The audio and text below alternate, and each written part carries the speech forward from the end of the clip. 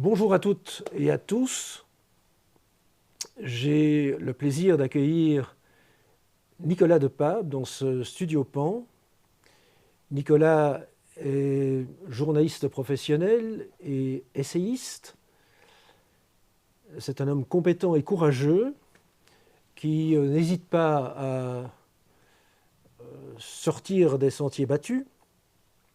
J'en veux pour preuve l'essai qu'il a publié sur le wokisme, qu'il qualifie de nihilisme contemporain, et plus récemment d'un article qui a été publié dans le journal économique et financier L'Écho sur un autre sujet qui fâche, en l'occurrence le cordon sanitaire.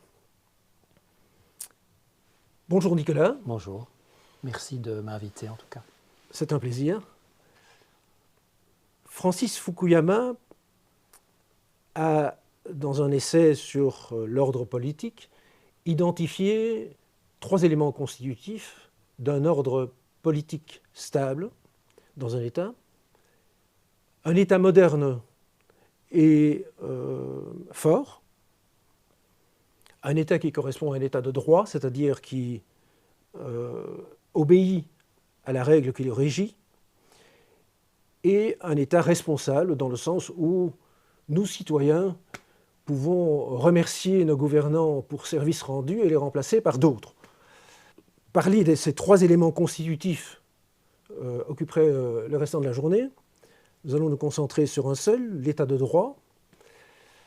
Et en particulier, nous posons la question, est-ce que la Belgique est encore un état de droit? En effet, la désignation de Drieu Godfriedi comme tête d'affiche de la NVA pour ses listes fédérales en Wallonie, dont on aurait pu croire qu'elle allait être accueillie avec bienveillance, car elle enrichit le débat politique, qui est un peu limité en Wallonie à ceux qui font partie du gouvernement, et même à ceux qui n'en font pas partie, puisque quand le MR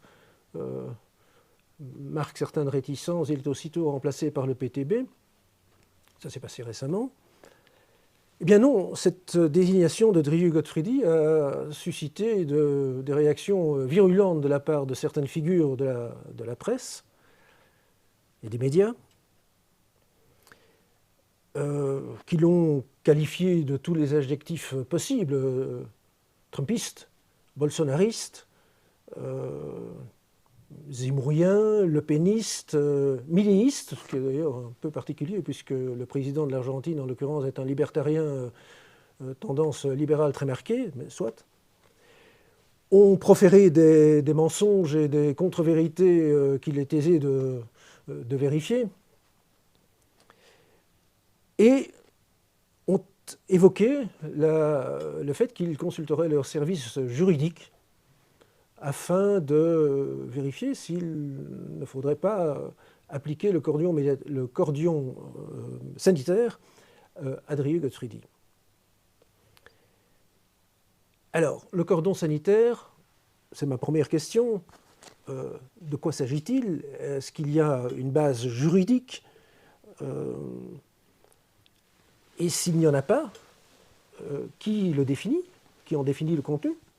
Et qui décide de l'appliquer? Et y a-t-il un recours? Alors tout d'abord, c'est un terme très fort, cordon sanitaire, ça fait penser bien entendu à la médecine, c'est-à-dire essayer que la peste ne se répande pas. Donc c'est déjà, me semble-t-il, quelque chose d'intéressant, mais surtout, il faut savoir qu'il y a 2 cordons sanitaires. Il y a un cordon sanitaire politique et médiatique. Ils sont liés, mais ils interagissent différemment. Ils ont 2 vies parallèles, en quelque sorte. Le cordon sanitaire politique, son actualisation la plus moderne, c'est cette fameuse charte démocratique qui a été signée le 8 mai 2022. Alors le 8 mai, ça fait penser bien sûr au 8 mai 1945, la chute du nazisme. Donc on sent bien que c'est toujours quand même ce trauma du nazisme qui revient à propos de ce cordon sanitaire. Il s'agit de refouler le retour d'une bête immonde, du bruit des bottes, les heures les plus sombres de notre histoire, qu'on lit beaucoup dans les éditoriaux des médias mainstream, etc. Et cette charte fait suite à la volonté de Georges-Louis Boucher, qui est une espèce un peu d'électrons libres en la politique, qui avait voulu discuter directement avec le Vlaams Belang. Et cette charte est venue après mettre les choses au point. Parce qu'il y a un élément très important, c'est le côté live, le côté direct. On peut bien sûr parler du Vlaams Belang, mais on ne peut pas aller lui parler en live. C'est un critère un peu, peut-être qui peut paraître singulier, mais parce que le live ne permet pas la contextualisation, j'imagine que c'est pour ça. Alors, dans cette charte, on va quand même citer 2-3 choses. Donc, on exclut les formations susceptibles d'attenter aux principes démocratiques qui fondent notre système politique, reflétant des idéologies d'extrême droite ou de même nature, nationalistes, identitaires, racistes ou antisémites. Et par exemple, il faut respecter les lois contre les négationnismes. Bon. Alors, l'extrême droite est citée dans la charte, mais elle n'est pas définie. Et on va peut-être en parler, mais la notion même d'extrême droite est une notion assez fluide, qui a beaucoup évolué. C'est-à-dire que moi, quand j'étais jeune, dans le début des années 90, quand j'ai commencé ma carrière, l'extrême droite, c'était vraiment du néofascisme, des proto-nazis, etc., des gens qui niaient les chambres à gaz et qui étaient un peu des nostalgiques du fascisme et du nazisme. Aujourd'hui, l'extrême droite, c'est par exemple Jordan Bardella. Ce n'est pas vraiment un proto-nazi, vous voyez. Donc cette notion d'extrême droite, moi, me gêne un petit peu, parce que c'est une étiquette qu'on vous affuble, et puis il est difficile après de s'en débarrasser. On va peut-être en parler tout à l'heure. Et cette charte politique a débouché sur un code de bonne conduite. Alors, c'est intéressant de citer quelques lignes de ce code de bonne conduite qui est donc demandé aux différents partis. Je crois que le PTB ne l'a pas signé, sinon les autres partis l'ont signé, les présidents. Donc ne pas banaliser les formations dont on parlait tout à l'heure, refuser de participer à tout débat audiovisuel ou dans des sites d'influenceurs avec des mandataires issus de ces formations, refuser un livre collectif, donc on imagine un livre collectif où il y aurait par exemple un auteur proche du Vlaams Belang plus un libéral et un socialiste, ça ne va pas. Et alors quelque chose de très intéressant et qui m'a frappé, c'est de ne pas mettre à disposition des locaux pour ces formations. Et là on revient un peu à une actualité plus récente et à ce qui a pu arriver aussi par exemple au petit parti chez nous qui a été souvent empêché de se réunir et même de façon privée, puisque à un moment donné, j'ai entendu qu'ils s'étaient réunis dans une villa et ils ont eu une descente de police. Donc ça, c'est le cordon politique, si vous voulez. Le deuxième pan, c'est le cordon médiatique, cordon sanitaire médiatique. Il est un peu différent. Il est né en 1991 à l'initiative de la RTBF et qui disait « Les partis jugés antidémocratiques, xénophobes ou racistes n'ont pas le loisir de s'exprimer en direct dans les médias. » Là encore, il n'est pas interdit de faire un reportage avec mise en contextualisation, si vous voulez. Alors, pour éviter toute collusion entre politique et médias, parce que ça fait un peu collusion, on a créé une clause de responsabilité sociale et démocratique. Par exemple, quand vous dites est-ce que c'est légal ou pas légal, eh bien, par exemple, le Conseil d'État, en 1999, a approuvé la décision de la RTBF de ne pas inviter à l'époque, donc en 1999, Marguerite Bastien, peut-être vous vous en souvenez, elle était membre du FNB, le Front National Belge. Ça a débouché sur des recommandations du CSA, mais ce CSA a des recommandations qui ne font pas mention véritablement du cordon sanitaire. Et on se souvient par exemple, je me souviens bien quand Martin Buxan était à LN24, il avait invité Michael Modrikamen et il avait demandé au CSA.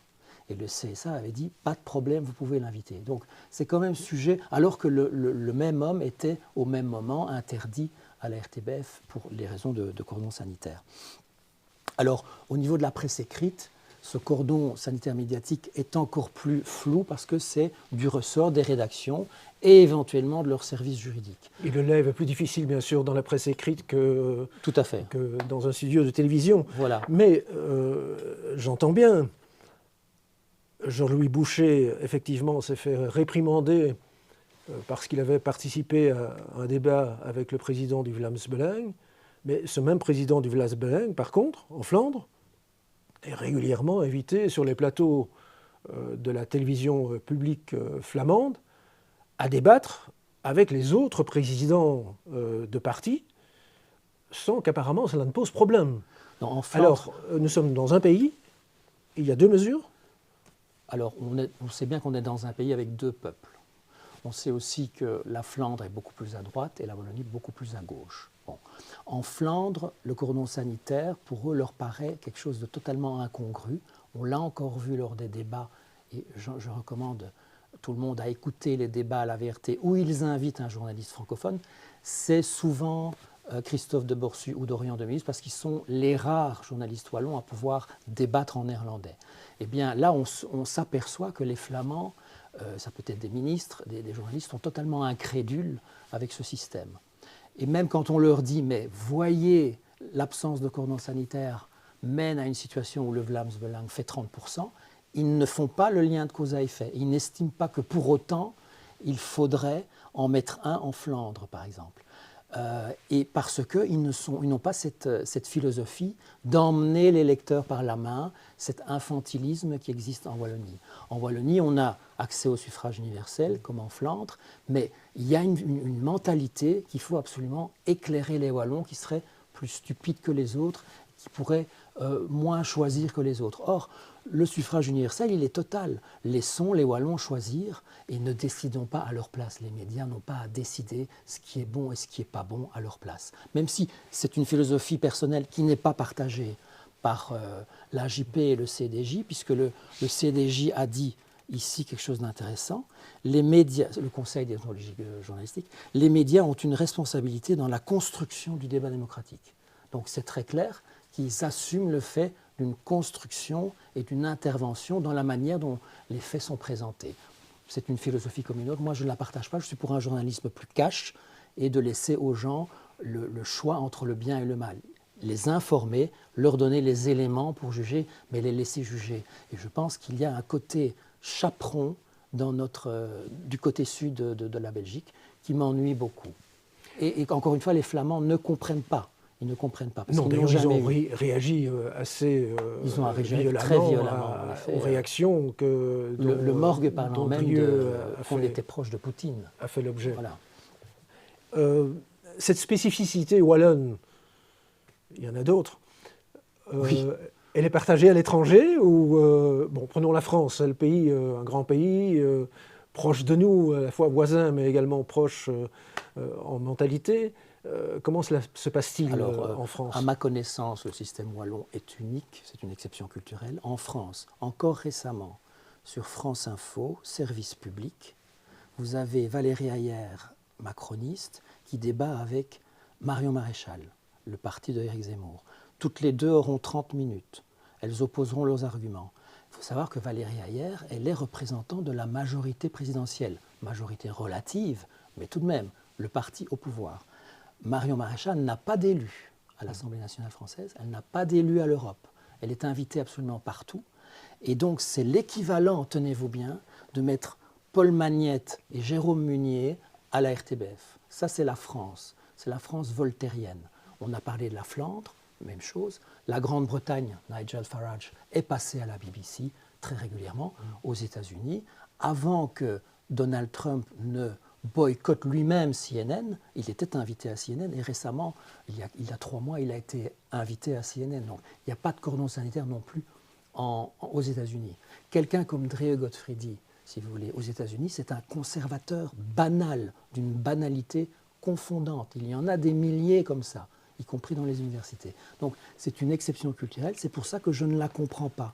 Et je ne comprends pas pourquoi elle reste en place, en fait. Enfin, je le comprends très bien, mais...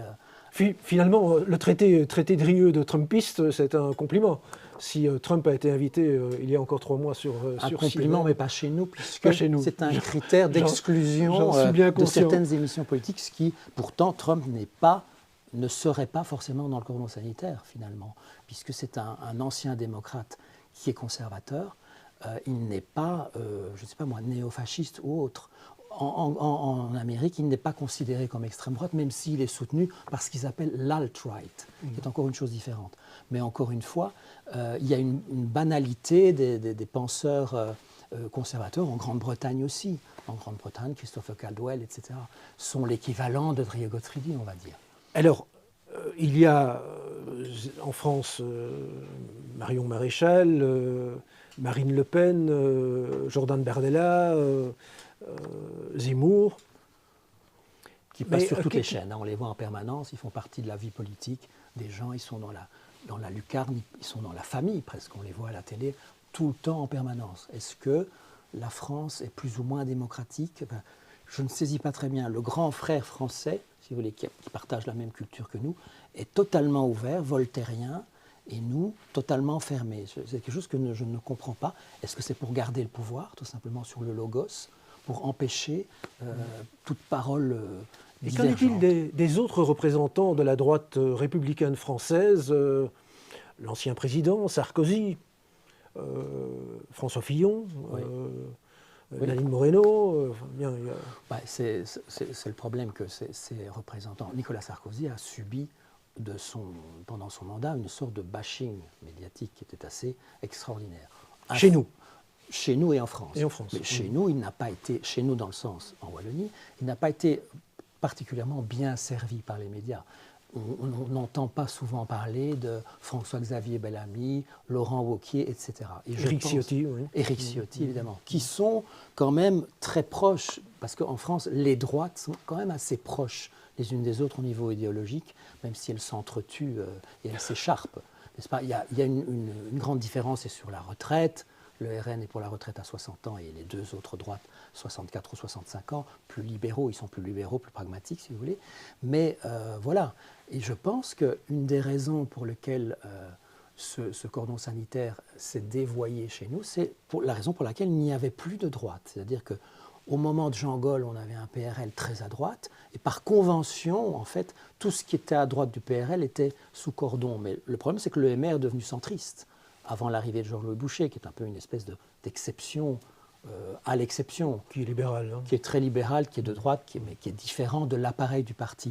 À partir du moment où le MR devient centriste, évidemment, c'est la droite même qui a pu être l'objet d'un cordon sanitaire. Je le pense vraiment que ça s'est passé comme ça. Donc il y a eu un dévoiement. C'est parti d'une bonne intention, empêcher le retour de la bête immonde, et aujourd'hui, ça a concouru au fond à tuer la droite politique wallonne. Il n'y a presque plus de représentants.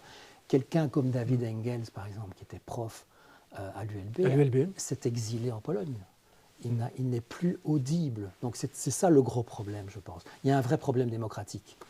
En Wallonie. En Wallonie, absolument, c'est une évidence. Nous avions dernièrement invité au Club de Pan le sociologue canadien Mathieu Bock-Côté.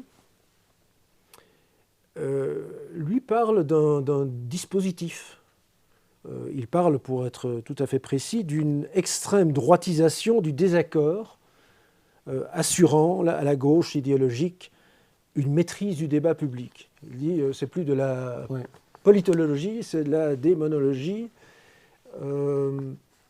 Moi, je crois qu'il y a quelque chose de vrai là-dedans. Est-ce que Drieux est donc victime de cette volonté de monopolisation, tu as parlé du logos, de monopolisation de la parole publique,